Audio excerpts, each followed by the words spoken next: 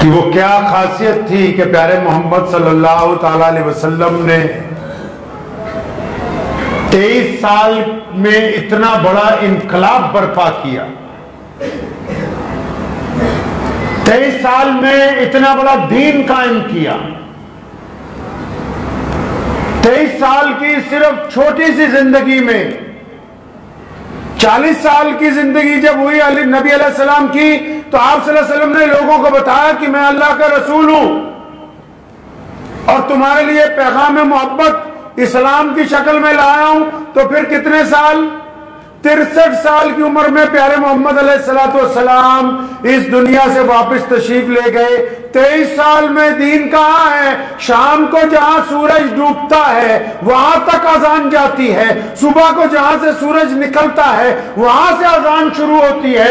दुनिया का कोई खित्ता, दुनिया में कोई ऐसा रंग, दुनिया की कोई ऐसी नस्ल, दुनिया में कोई ऐसा मुल्क, दुनिया में ऐसी कोई जुबान, कोई ऐसी हवा बाकी नहीं जिसमें थोड़े या ज्यादा कलमा ला इलाहा इल्लल्लाह मुहम्मदुर रसूलुल्लाह पढ़ने वाले लोग मौजूद ना हो।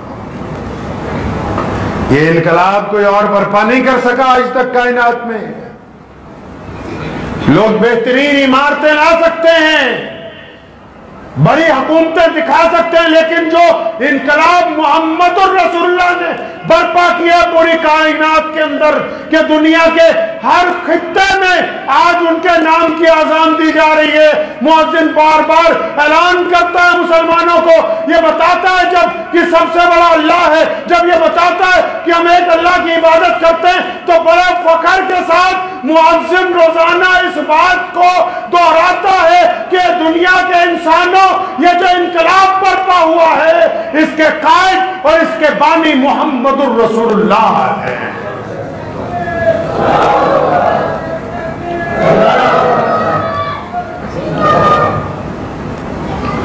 आइए पीछे चलते हैं 1450 साल पहले क्या किया कि आज हम जैसे नकारा लोग जिनको कोई पूछता नहीं था उनको भी अल्लाह ताला ने इज्जत अता फरमा दी।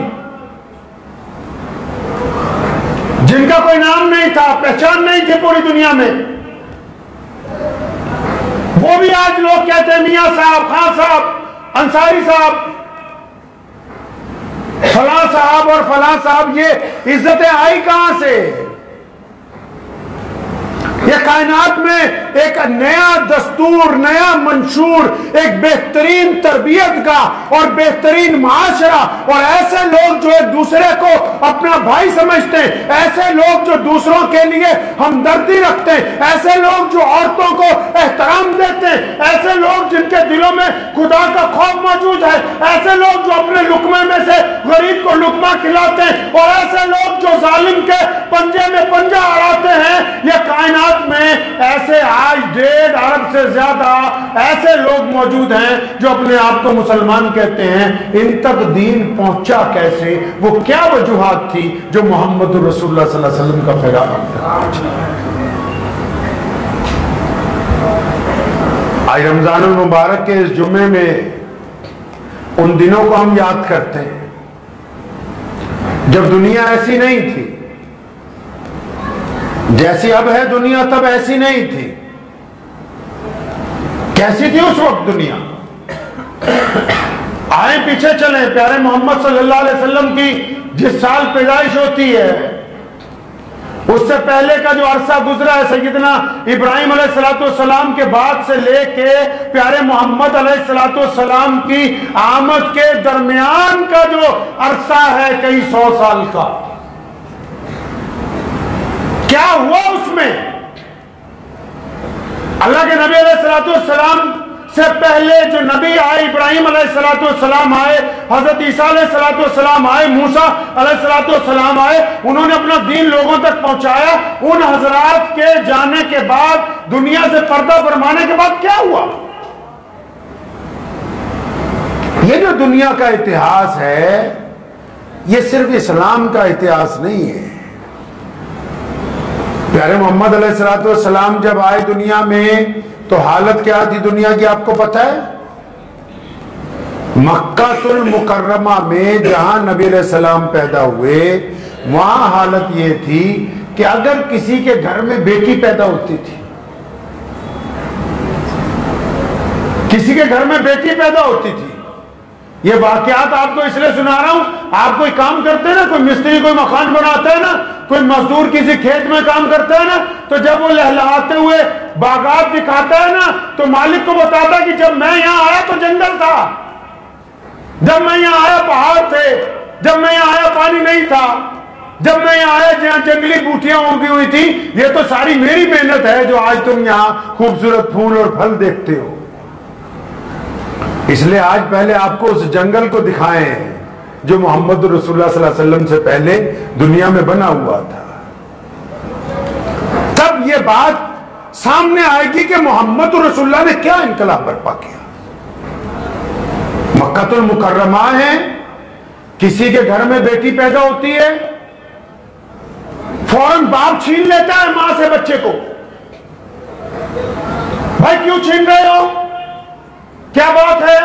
कि नहीं नहीं, कल को किसी को दामाद बनाना पड़ेगा, हम इसे जिंदा नहीं रहने देंगे। तो बेटी को ले जाके रेत में दबा के आते हैं, जिंदा बच्चों को। मक्का मुकर्रमा से और 400-500 मील आगे जाइए, एक शहर है यशरब। वहां का जो चौधरी है, वहां का जो बादशाह है, उसने एक गंदा कानून बनाया कि शादी किसी के घर में भी होगी, दुल्हन पहले महल में आकर 1 महीना 15 दिन हमारे पास रहेगी, और जब हमारा दिल भर जाएगा तब हम आपको आपकी दुल्हन वापस करेंगे। लोग डरते हैं कि अगर नहीं मानेंगे तो कत्ल कर देंगे। वहां से चंद किलोमीटर, चंद 100 किलोमीटर आगे चले जाइए, कैसरो किसरा है। इस यशरब को आज आप मदीनतुन नबी के नाम से जानते हैं। वहां से चंद 100 किलोमीटर आगे चले जाइए, कैसरो किसरा कौन, ये ईरान और इराक। वहां आग की इबादत करने वाले बादशाह का राज है, और उसका हुक्म है गरीब लोगों को कि तुम जंगल में रहो, अच्छे फल उगाओ, खेतियां तैयार करो, और जब सारा सामान तैयार हो जाए वो ला के हमारे खजाने में जमा कर दो। तुम्हें यह हक नहीं है कि तुम हमारे शहर में आओ, जिस तरह हम रहते हैं वैसे रहो, जैसे हम खाते हैं वैसे खाओ, जैसी इबादत गाह में हम जाते हैं तुम जाओ। अगर कोई गलती से आ जाता है, अगर कोई गलती से आ जाता है उनके शहर में, तो उसकी गर्दन उतार कर लटका दी जाती है, ताकि जितने बाकी गरीब हैं उनको ये पता रहे कि ये शहर जो बनाया गया, ये महल जो बनाया गया, ये तो सिर्फ अमीर लोगों के लिए बनाया गया है, बादशाहों के लिए बनाया गया है, यह गरीब का कोई हक नहीं है। मक्के की ये मस्जिद जिसको बैतुल्लाह कहते हो, जिसमें आज तवाफ हो रहा है, मक्के के बड़े बड़े चौधरी, उस दौर के सरदार, जिनमें अबू जहल सर फहरिस्त है,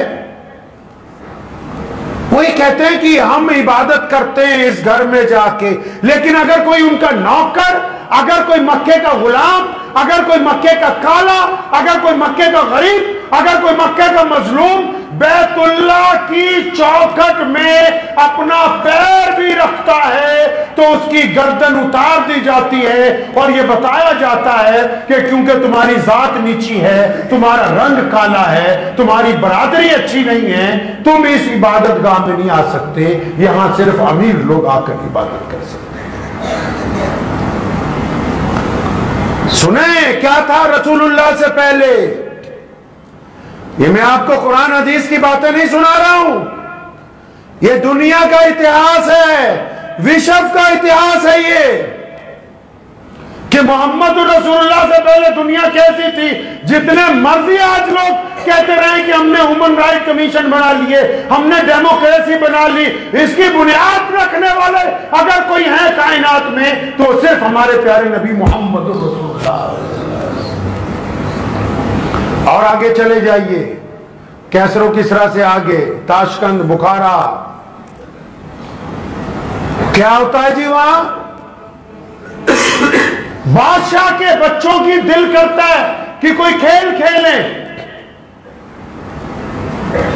बादशाह के बच्चों का दिल करता है कोई खेल खेलें। तो उस वक्त तो दुनिया इतनी ज्यादा टेक्नोलॉजी तो नहीं थी, मोबाइल गेम में तो आई नहीं हुई थी। तो सिपाहियों को हुक्म देते हैं कि बाहर से लोगों को पकड़ के लाओ, कैद खाने में से कैदियों को ले आओ। क्या खेल खेलेंगे? कैदियों को तीर मार के देखेंगे, कोई ये हमसे पहले जल्दी कौन सा कैदी, कौन सा शहजादा किसके दिल में तीर आर पार कर दे। और जब यहां भी दिल नहीं भरता तो सिपाहियों को कहते हैं कि इनकी गर्दन उतारो एक झटके में, ताकि हम देखें कि ये तड़पते कैसे हैं।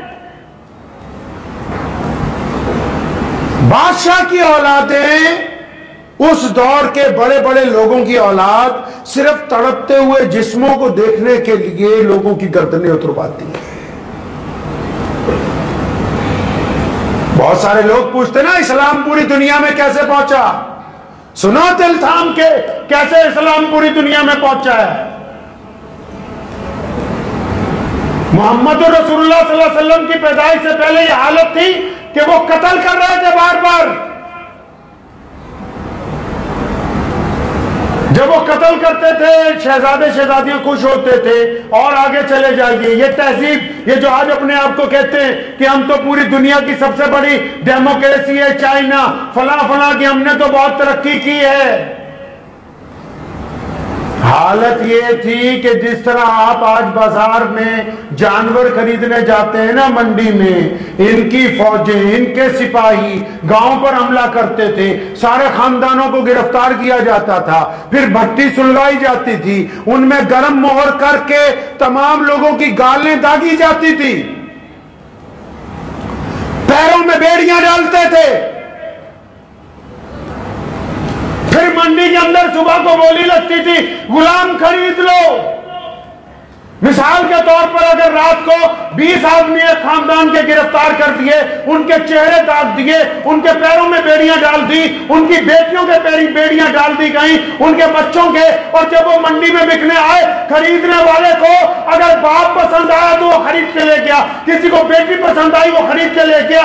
दुनिया के खानदान उजाड़ दिए इन बादशाहों ने, सिर्फ इस चक्कर में कि और कोई कारोबार नहीं है, हम इंसानों को खरीदने और बेचने का कारोबार करते हैं।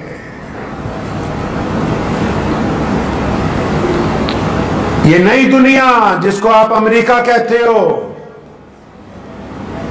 पढ़ो इसकी तारीख।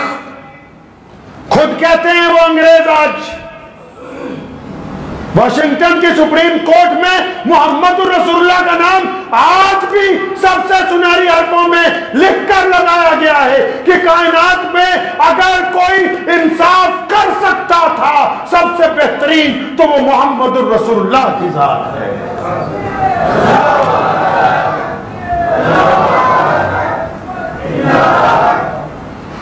ये जो अपने आप को नई दुनिया कहते हैं, जिसका नाम आपने अमेरिका रखा,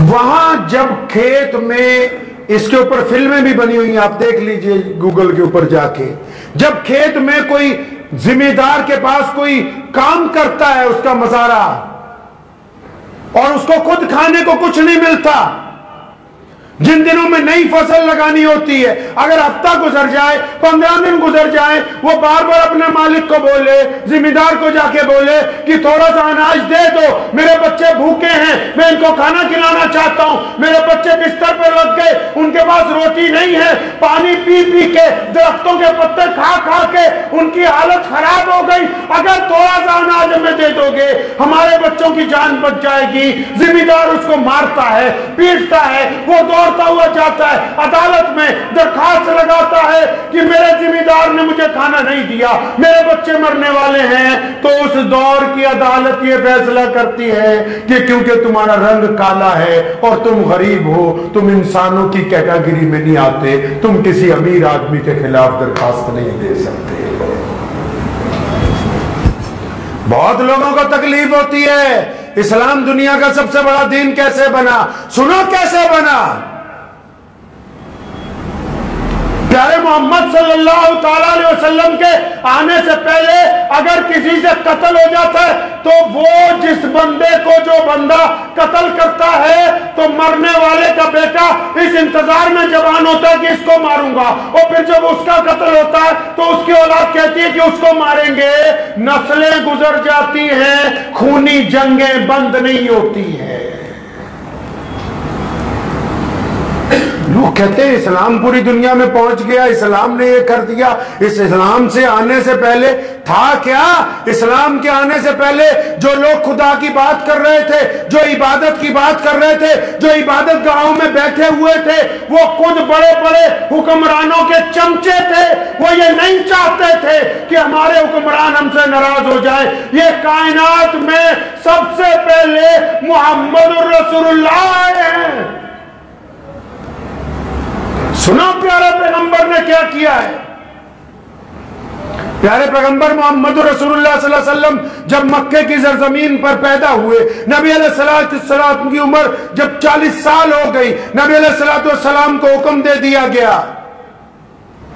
अल्लाह ने भेजा तो इसीलिए था, प्यारे पैगंबर को भेजा इसीलिए था कि पूरी कायनात में आपने इंसानों को उनके रब से मिलवाना है, आपने इंसानों को बराबरी का दर्जा देना है। तो हमारे प्यारे पैगंबर अलैहिस्सलाम ने क्या किया भाई? नबी अलैहिस्सलाम ने क्या किया? बैतुल्लाह में इबादत तो पहले भी होती थी,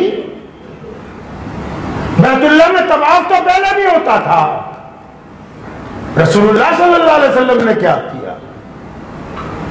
दुनिया वालों ने धोखा देने की कोशिश की, दुनिया को, खुदा को धोखा देने की कोशिश की। और जब प्यारे पैगंबर मोहम्मद रसूलुल्लाह सल्लल्लाहु अलैहि वसल्लम आ गए तो नबी अलैहिस्सलाम ने जब पहली मर्तबा सबको इकट्ठा किया, अब इसमें आप भी सुन लो मुसलमानों, तुम्हारे लिए तरबियत की पहली बात है। नबी अलैहिस्सलाम ने क्या किया भाई? सबसे पहले प्यारे मोहम्मद अलैहिस्सलाम जब पहाड़ पे खड़े हुए तो जितने लोग सामने आए थे उनको ये नहीं कहा कि आओ एक अल्लाह की इबादत करें, ये नहीं कहा कि आओ एक अल्लाह की इबादत करें। ये राज अभी नहीं बताया था कि मैं अल्लाह के रसूल हूं। सबसे पहले प्यारे पैगंबर मोहम्मद सल्लल्लाहु अलैहि वसल्लम ने ये बात कही उस शहर के लोगों को कि शहर मक्का के लोगों, तुम्हारा मेरे बारे में क्या ख्याल है? मतलब आप अगर तबलीग करना चाहते हैं, आप अगर किसी को सीधी रास्ता दिखाना चाहते हैं तो उसके लिए माइक की जरूरत नहीं है, अच्छे कपड़ों की जरूरत नहीं है, बेहतरीन लिबास पहनने की जरूरत नहीं है, कोई जलसा जुलूस करने की जरूरत नहीं है। रसूलुल्लाह ने तरबियत की है अपनी कौम की, अपनी उम्मत की। पहला सवाल उन लोगों से किया जिनको बात समझानी है और पूछा तुम्हारा मोहम्मद के बारे में क्या ख्याल है सल्लल्लाहु अलैहि वसल्लम। वो सारे उठ के खड़े हो गए कि सोनिया तेरे जैसा प्यारा तो हमने कोई देखा नहीं है। सिर्फ शक्ल ही सोनी नहीं, लोगों ने उठ के कहा कि प्यारे मोहम्मद सल्लल्लाहु अलैहि वसल्लम आप जैसा ईमानदार कोई नहीं। 40 साल से आप हमारे दरमियान रह रहे हैं, हमने आप जैसा ईमानदार नहीं देखा। किसी ने उठ के कहा कि मोहम्मद सल्लल्लाहु अलैहि वसल्लम आप जैसा हया वाला आदमी, आप जैसा इज्जत वाली शख्सियत प्यारे मोहम्मद सल्लल्लाहु अलैहि वसल्लम आपके अलावा कोई और नहीं देखी। किसी ने कहा कि प्यारे मोहम्मद सल्लल्लाहु अलैहि वसल्लम आप कैसी बात करते हैं, आप जैसा ईमानदार तो हमने कभी देखा ही नहीं। प्यारे मोहम्मद सल्लल्लाहु अलैहि वसल्लम आप जैसा तो हमने नौजवान ही नहीं कोई देखा, आप जैसा अच्छा सल्लल्लाहु अलैहि वसल्लम जैसा पड़ोसी हमने कोई नहीं देखा। अब पता ये लगा कि अगर लोगों को दीन की बात पहुंचानी है तो बातें अच्छी करने से पहले आपका किरदार भी आपका अच्छा होना चाहिए। पहली बात यह कही कि मेरे बारे में क्या ख्याल है, सारे उठ के खड़े हो गए और पूरा मक्का तारीफें करने लगा। जब सारी तारीफें करने लगे तो प्यारे मोहम्मद अलैहिस्सलाम ने फरमाया हाँ सुनो, मैं तुम्हें एक रब की इबादत की दावत देता हूं, एक खुदा की इबादत। सारी दुनिया ने कहा खुदा एक है, मोहम्मद रसूलुल्लाह ने कहा खुदा एक है, लेकिन अबू जहल दुश्मन क्यों बन गया, उतबा क्यों दुश्मन बना, वलीद क्यों दुश्मन बना? क्योंकि प्यारे पैगंबर ने यह बात समझाई कि जिस तरह तुम रिश्तों में वफादारी लाना चाहते हो, तुम चाहते हो कि तुम्हारी बीवी किसी और से ताल्लुक न रखे, एक औरत चाहती है कि उसका मर्द किसी और से ताल्लुक न रखे, एक बेटा चाहता है कि उसका बाप उसी को प्यार करे, एक बाप चाहता है कि उसका बेटा उसी को कहना माने। तो प्यारे पैगंबर ने यह तालीम दी कि दुनिया के लोगों, ठीक है तुम भी कहते हो खुदा एक है, लेकिन जो एक रसूल का कहना मान के एक खुदा की इबादत करेगा उसी का रब एक होगा। खुदाओं को तब्दील नहीं किया जा सकता। जब लोगों ने यह बात सुनी, सबसे पहले हम सबकी मां अम्मी खदीजतुल कुबरा रज़ी अल्लाह ताला अन्हा, उन्होंने कहा लब्बैक या रसूलुल्लाह। जो नारा लगाते नहीं लब्बैक या रसूलुल्लाह, ये सबसे पहले हम सब की मां मोहम्मद रसूलुल्लाह की ज़ौजा मोहतरमा उम्मुल मोमिनीन अम्मी खदीजतुल कुबरा ने सबसे पहले कहा लब्बैक या रसूलुल्लाह, मैं आपके साथ। अब फिर दूसरे नंबर पे कौन आए? प्यारे मोहम्मद सल्लल्लाहु अलैहि वसल्लम के बचपन के दोस्त, रसूलुल्लाह के जवानी के दोस्त, रसूलुल्लाह सल्लल्लाहु अलैहि वसल्लम के पड़ोसी, रसूलुल्लाह सल्लल्लाहु अलैहि वसल्लम के मोहल्ले में रहने वाले। कौन जी? सैयदना अबू बकर सिद्दीक रज़ियल्लाहु ताला अन्हु। फरमाया या रसूलुल्लाह लब्बैक, आपका तो किरदार ऐसा है, आप जो कहते हैं वो है ही सच।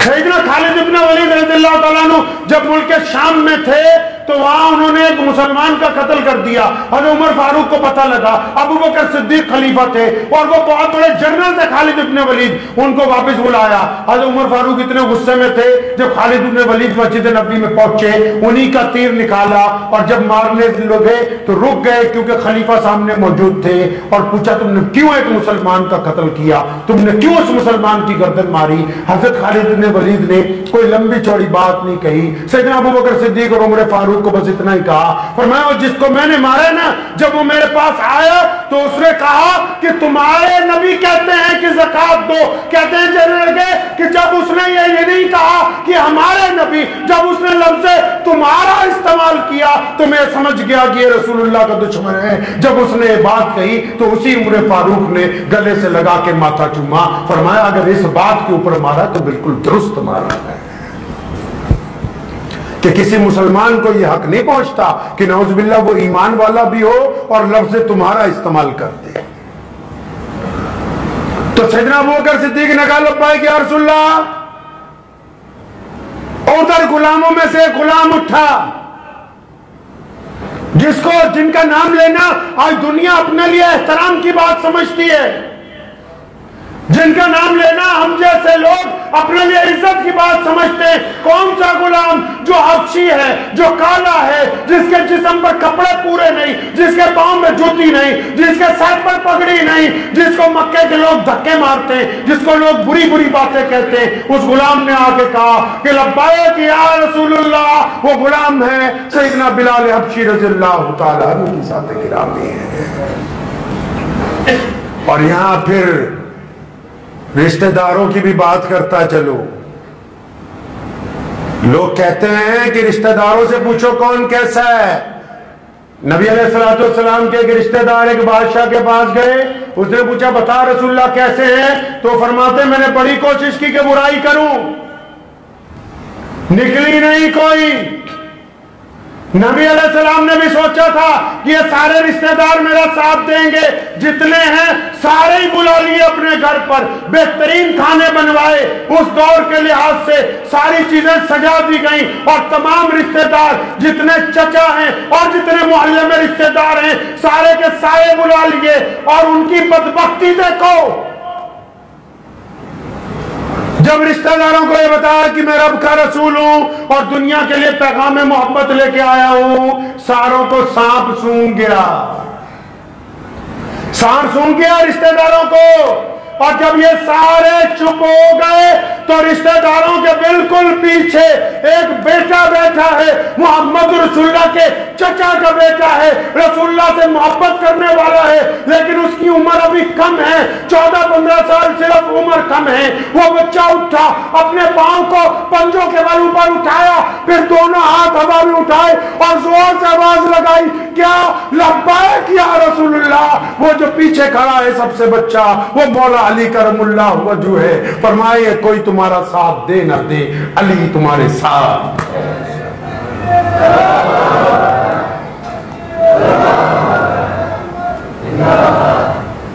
अब ये जो लोग मुसलमान हुए, कहानी में ट्विस्ट यहां से आ रहा है। अब ये जो लोग मुसलमान हुए तो रोजा तो अभी आया नहीं था, नमाज तो अभी फर्ज नहीं हुई थी, ज़कात नहीं आई थी, अभी तो बहुत सारी चीजें दूर थी।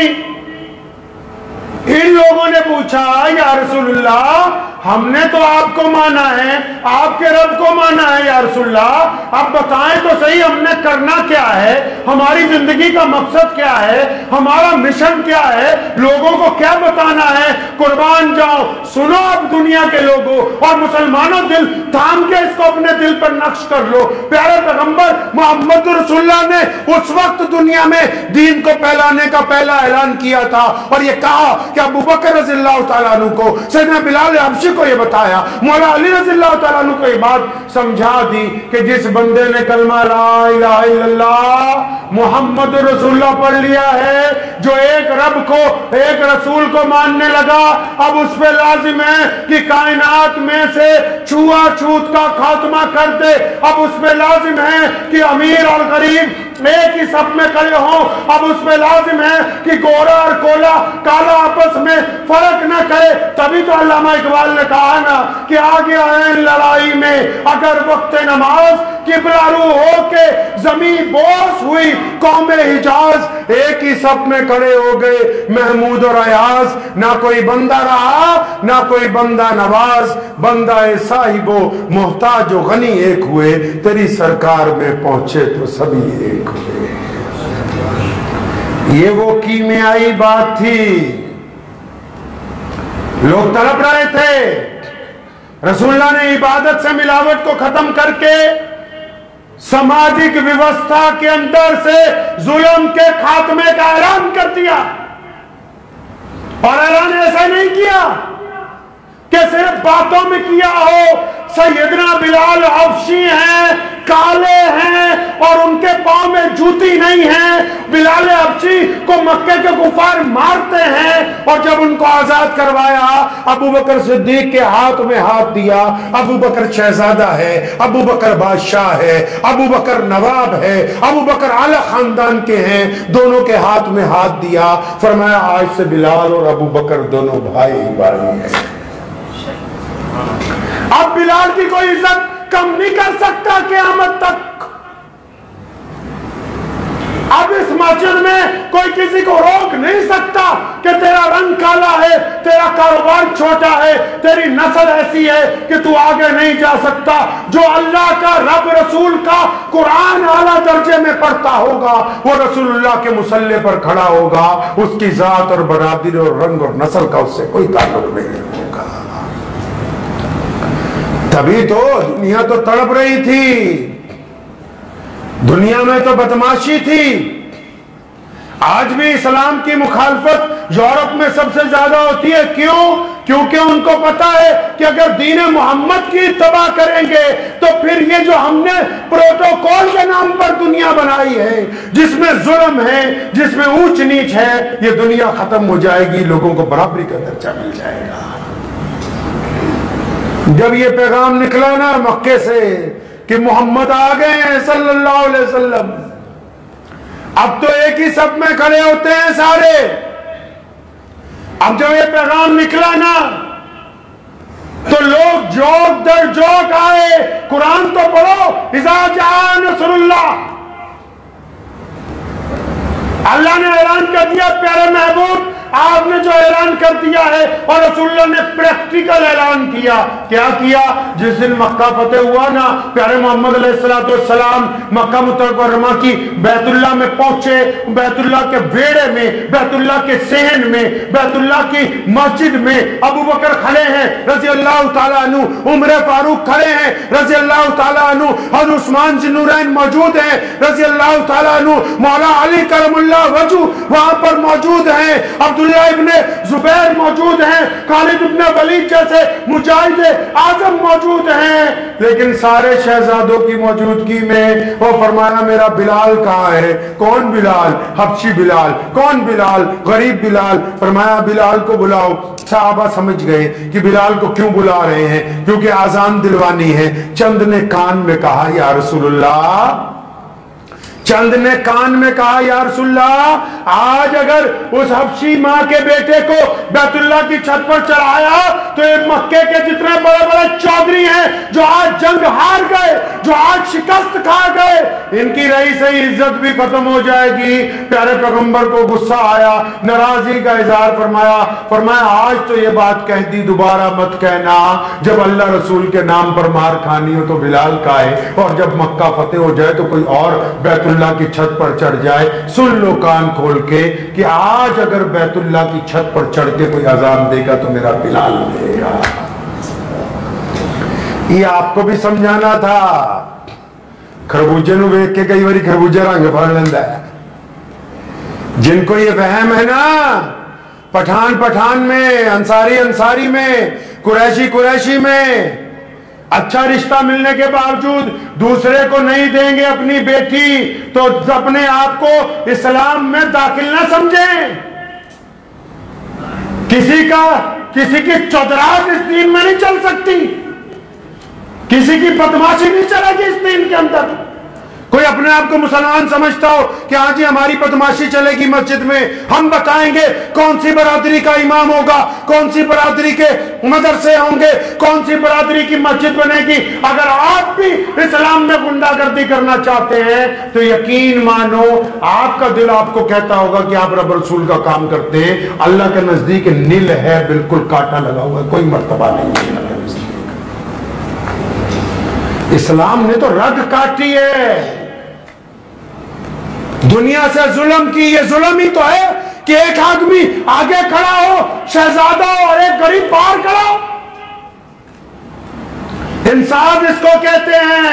मक्का तो बहुत बड़ी मस्जिद है, और इस लुधियाना की तारीखी जामा मस्जिद में हम बैठे हैं। इंसाफ इसको कहते हैं कि जो लोग सुबह आखिरी जुमे की नमाज पढ़ने 12:30 बजे आए, अब चाहे वो खेत के मजदूर हैं, चाहे उनमें कोई रिक्शा चलाने वाला है, चाहे कोई फैक्ट्री का मालिक है, चाहे किसी रंग का है, किसी नस्ल का है, वो इस वक्त मस्जिद के अंदर बैठे हुए हैं, एसी की ठंडी हवा खा रहे हैं। अब अगर कोई करोड़पति भी आएगा, कोई बड़ा अफसर भी आएगा, कोई वजीर भी नमाज पढ़ने आ जाए, तो मस्जिद के बाहर लगी हुई सड़क की सफों पर उसको नमाज पढ़नी होगी। ये मोहम्मद रसूलुल्लाह का दीन,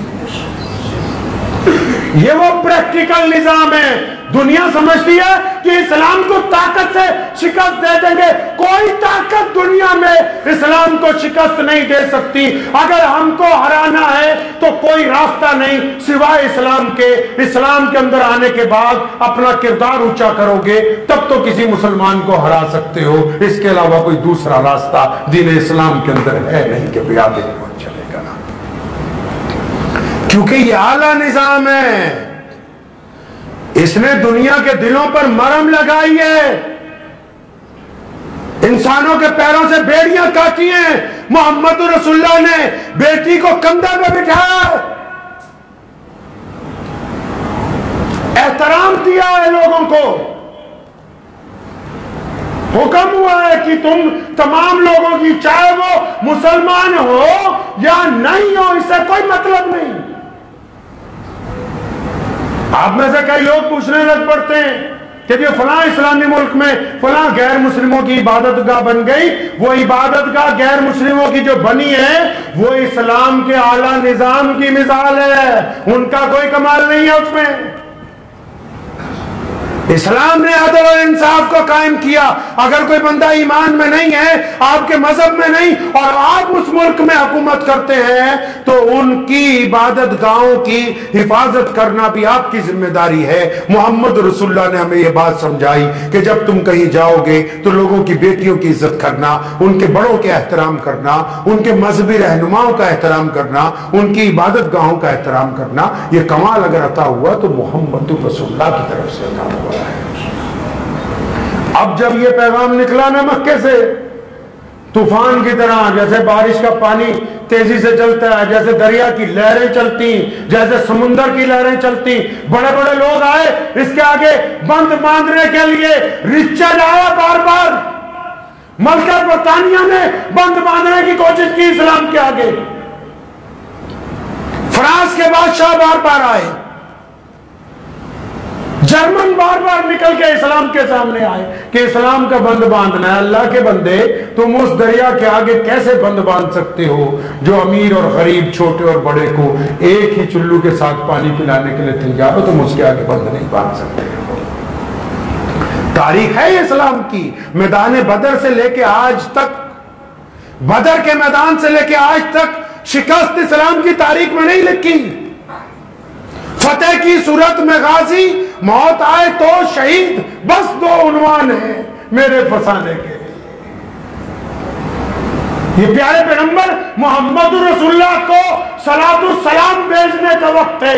उनके हुजूर खड़े होकर प्यारे नबी सलातुल सलाम पर दुरूद भेजने का वक्त है कि आपने ये इनकलाब बर्पा किया कि पूरी कायनात में लोगों तक दीन पहुंचा दिया, और हमारे दीनदार होने की वजह से दुनिया में इंसाफ की बात हुई, दुनिया में अदल की बात हुई, दुनिया में तहजीब की बात हुई, दुनिया में गरीबों को खिलाने की बात हुई, दुनिया में चैरिटी की बात हुई, दुनिया में ह्यूमैनिटी की बात हुई, दुनिया में ह्यूमैनिटी कमीशन बनाने की बात हुई। ये इनकलाब अगर सबसे पहले बर्पा किया तो मोहम्मद रसूलुल्लाह ने किया है।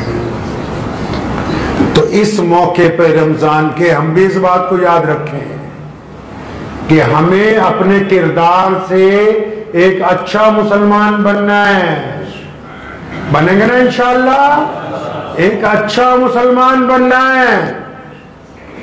इस्लाम ने ये नहीं पाबंदी लगाई सारी दुनिया मुसलमान हो जाए, ये पाबंदी लगाई है कि मुसलमान अच्छे मुसलमान बने ताकि दुनिया के बाकी लोगों को राहत पहुंचाएं और दुनिया के बाकी लोग ये ना कह सके कि कोई मुसलमान जो है वो गंदा होता है। इस बात को ज़हन नशीन कर लीजिए। इस्लाम की कोई फोटो नहीं है, लेकिन आजकल है। आप अपने मोबाइल में जाइए, उसकी कैमरे की गैलरी खोल लीजिए, उसमें इस्लाम की फोटो रखी हुई है। अब आप सोच रहे हो कि किस फोटो की बात कर रहे हैं। अगर नहीं रखी हुई तो मोबाइल का फ्रंट कैमरा चला के एक फोटो खींच लीजिए, जिसको अंग्रेजी में आप सेल्फी बोलते हैं। इस फोटो को आराम से देखो, क्योंकि जो हमारे गैर मुस्लिम दोस्त हैं, गैर मुस्लिम जानने वाले हैं, गैर मुस्लिम कारोबार हमारे साथ जो करते हैं, वो कुरान हदीस पढ़ने नहीं जाते, उनके नजदीक यही फोटो इस्लाम है। अब इस फोटो को अच्छी तरह देखो, क्या ये किसी सच बोलने वाले की है? ये क्या किसी ईमानदार की फोटो है, या किसी शराबी की फोटो है, या किसी बेहतरीन आदमी की फोटो है, कि किसी ठग की फोटो है? जो ये फोटो कहती है, दुनिया के नजदीक इस्लाम वैसे ही है। इस्लाम वैसे ही है जैसी ये फोटो बोलती है। इसको खूबसूरत कौन बनाए? हमारी जिम्मेदारी है। लोगों को सुधारने की बात बाद में करें, पहले खुद सुधरने की बात कीजिए। खुद क्या कर सकते हैं हम? क्या आप ऐसा कर सकते हैं कि आपको देख के आपका गैर मुस्लिम दोस्त जो आपके साथ निभाता हो, वो 10 साल में, 5 साल में, 4 साल में, 20 साल में खड़ा होकर कहे कि हाँ ये बेहतरीन बंदा है, ये बंदा झूठ नहीं बोलता, मेरा यार है, मेरे साथ इसने कभी बेवफाई नहीं की। अच्छी तरह मुझे याद है, एक साहब बहुत अरसा हुआ जब वो इस्लाम में दाखिल हुए तो उन्होंने अपने वालिद को जाके ये कहा कि आप भी मेरे साथ आ जाएं। तो उनके वालिद ने नाराजगी का इजहार नहीं किया, बल्कि अपने कमरे को अंदर से कुंडी लगा ली। अब वो कहते हैं कि मैं सारी रात परेशान रहा, यही का वाक़या सुना रहा हूं मैं आपको इसी मस्जिद का। तो कहते मैं सारी रात परेशान रहा कि अब्बा तो लगता नाराज हो गए, तो मैंने तो इनको बेहतरीन बात कही थी कि आप मेरे साथ दीन को इख्तियार करें, मेरे साथ नमाज पढ़ने चलें। तो कहने लगा कि अब्बा ने तो कुंडी लगा ली। तो हम लोग सारी रात परेशान रहे कि कहीं नाराज ना हो जाए, अपने आप को नुकसान पहुंचाएं। तो कहने लगा नहीं, लेकिन अंदर से कोई ऐसी आवाज नहीं आई। तो सुबह को जब वो कहते हैं कि मेरे वालिद ने कुंडी खोली, तो उन्होंने मेरा बाजू पकड़ के कहा कि चल, मैं तेरे साथ चलने के लिए तैयार हूं। तो मैंने कहने लगे कि मैंने पूछा कि अब्बा सारी रात क्या करते रहे? तो कहने लगे मैं सारी रात कुछ किया नहीं है, मैं तो जानता नहीं हूं कि तुम किस नमाज की बात करते हो। मेरे साथ मेरे बचपन में स्कूल में एक लड़का पढ़ता था, वो लड़का जो था एक पड़ोसी मुसलमानों का बेटा था। हम दोनों ने इकट्ठे तालीम हासिल की, 10वीं इकट्ठे की, +2 इकट्ठे की, फिर BA में इकट्ठे रहे, फिर हमने नौकरी भी इकट्ठे की। कहने लगे फिर मैं रात जब तुमने मुझे कहा ना, तो मैंने सारी रात फिर उसी अब्दुल रहमान की जिंदगी और अपने आप को टटोला। अगर कहने लगे मेरे पुत्र, मेरे बेटे, अगर अब्दुल रहमान बेवफा होता तो आज मैं तेरे साथ एक कदम नहीं चलता। उस अब्दुल रहमान की वफा ने मुझे मजबूर किया कि तू जो बात कह रहा है वो सच कह रहा है।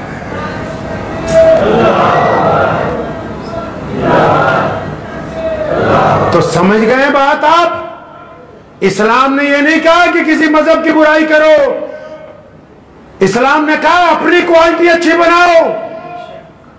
दुनिया का भी यही दस्तूर है। आपने देखा होगा बड़े कुछ लोग इस्लाम मुखालिफ बातें करते हैं। अरे जो बड़े होते हैं उनके खिलाफ बातें होती हैं।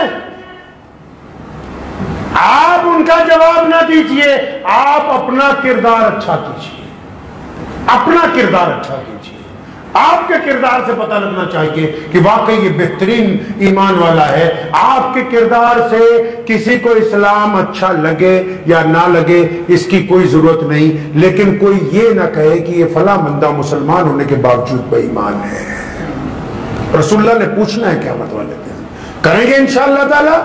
दुआ कीजिए अल्लाह तबारक व तआला मुझे भी और आप सबको भी इन बातों पर अमल की तौफीक अता फरमाए। व आखिरु दावाना अनिल हम्दुलिल्लाहि रब्बिल आलमीन। आजकल रमजान, मुझे उम्मीद है कि आपको ये वीडियो पसंद आई होगी। अगर पसंद आई हो तो ये आप अपने दोस्तों के साथ शेयर करें और इस चैनल को सब्सक्राइब जरूर करें।